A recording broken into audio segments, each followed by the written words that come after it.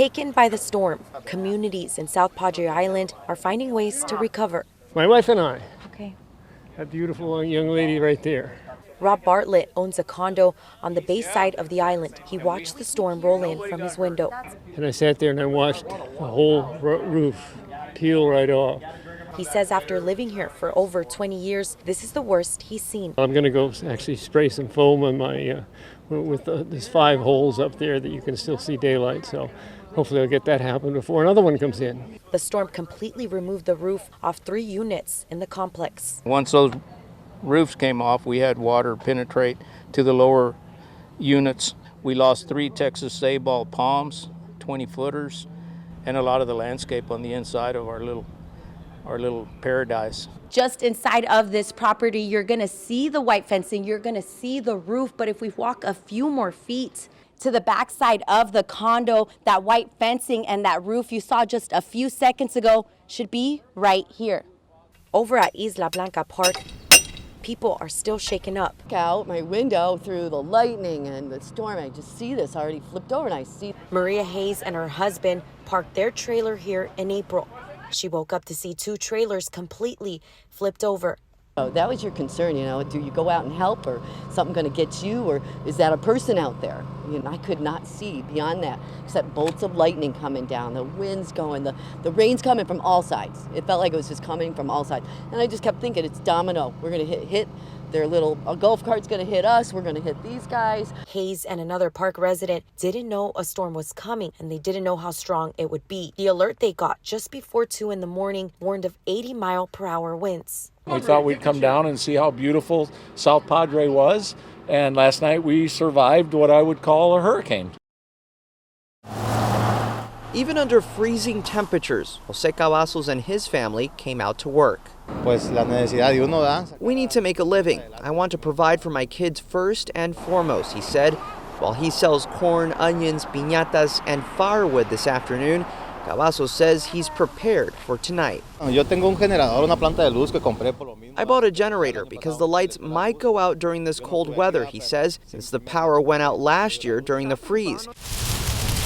He says he doesn't plan on going to a shelter, but several places are now open across Hidalgo County and are expected to stay open through the night, such as the Salvation Army in McAllen, which has expanded its space to take in more families. They have bathrooms and food, along with free coats. The shelter's director tells me people should take the Arctic cold seriously. We have some seniors that live at home that have insulation, and they need to come and be with us over here. We can protect them because the low temperatures can kill them.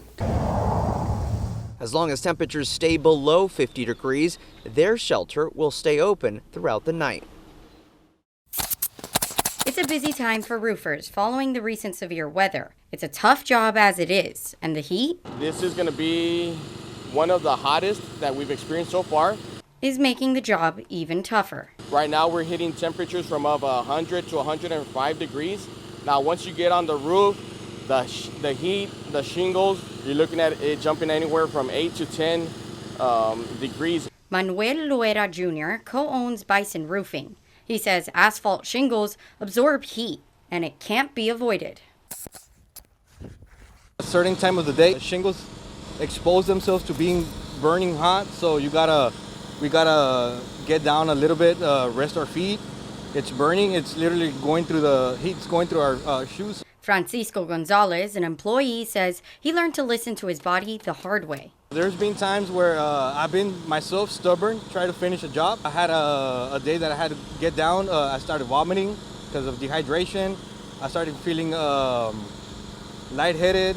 I started feeling my face feeling like numbish. He says he won't make the same mistake again. Once I start feeling agitated or shortness of breathness, I start pausing. The Occupational Safety and Health Administration, or OSHA, is trying to prevent these heat-related illnesses from happening in the workplace by recommending rest, water, and shade. We encourage the workers to drink water every 15 minutes, to take frequent breaks in the shade to cool down, to have an emergency plan ready to respond when an employee shows signs and symptoms of heat-related injuries or illnesses. Things that Bison Roofing has made part of their daily routine. We come by, we make sure that the guys not only have water, but we have stations set up to where they can sit, take breaks. Over the summer, they even try to start their day earlier to beat the heat. Our guys start at 7 in the morning. Since it's more fresh, more cooler, they can have more production done than being straight in the sun where they got to go slow because something can happen. OSHA says employers can face consequences if an employee suffers a heat-related illness in the workplace and an investigation proves the employer is at fault. That can carry penalties that range anywhere from over $15,000 to $115,000 or $153,000 based upon the gravity of the conditions out there. San Juanita Mendoza is getting her first look at the new wheelchair ramp built outside her Harlingen home. I do like it a lot. It's really nice. She's not wheelchair bound, but she does have trouble walking. The new ramp will help her get inside her home a lot easier. I have a weak leg on my left side, and it goes off. Sometimes it's how I fall down, you know. 12 teens from around the country help make this wheelchair ramp possible. 15-year-old Lincoln Pearson is one of the volunteers. That's the reason I came, is because I love seeing people being happy after helping them. The teens are a part of a church-affiliated humanitarian group based out of Utah. The group is working together with the Texas Ramp Project to build wheelchair ramps for those in need. They've built 4 already this week. So one of the people we helped, this guy, he came out and it was really nice because we watched him just be happy. The 12 students in the valley will rotate out with another group of 12 every week. When summer is over, the groups hope to have built 36 wheelchair ramps. Cindy Moore is a volunteer with the Texas Ramp Project. When you see people be able to have freedom from their homes, and what else can you do in a morning to change someone's life every day? You impact their life every day for the rest of their lives. Moore helps find people that are in need of wheelchair ramps. She says the need in the valley is great. We do our very best to build as many as we can, but you know that in the valley, the obesity and diabetes problem is huge. So amputees, and there's more need than there is volunteers.